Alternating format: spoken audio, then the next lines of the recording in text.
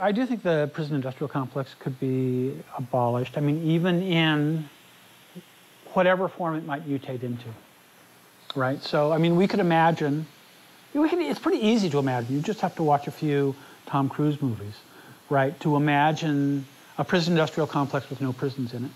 And indeed, maybe even with no jails except booking people into the system, getting their biometrics and letting them back out again with a chip behind their ear. But yeah, I do think it's possible to imagine undoing it.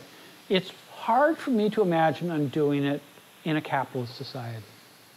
And so, to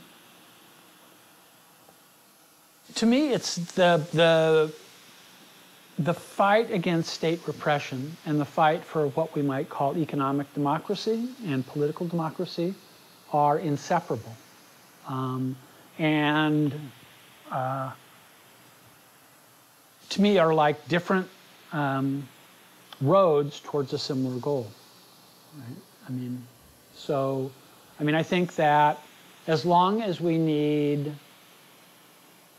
have a society in which people need to be repressed, capitalism demands repression. As long as capitalism demands that repression, it's going to have a state that provides it, or a state that enables private repression to thrive. So yeah, I do think it's possible. I don't think it's going to happen in the next few years. And it's going to take massive changes in the economic system.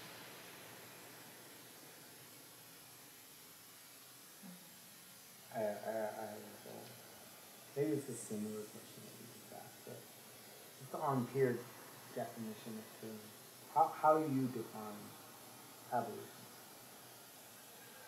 You know, I don't define abolition.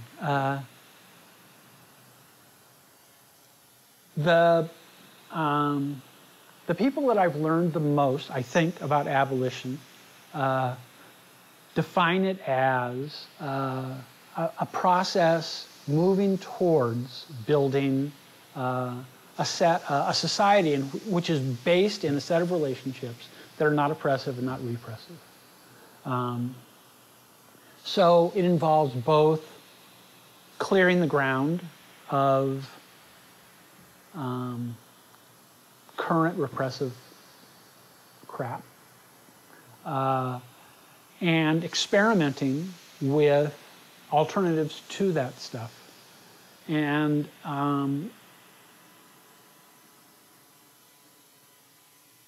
the challenge, I think, is when we think of our alternatives as opposed to the alternative to incarceration movement,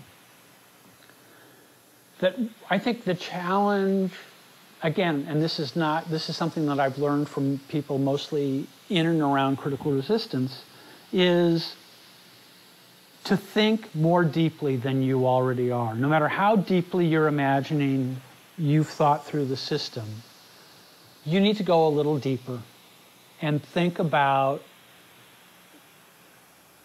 you know, well, what's the alternative? What's our alternative response to crime going to be?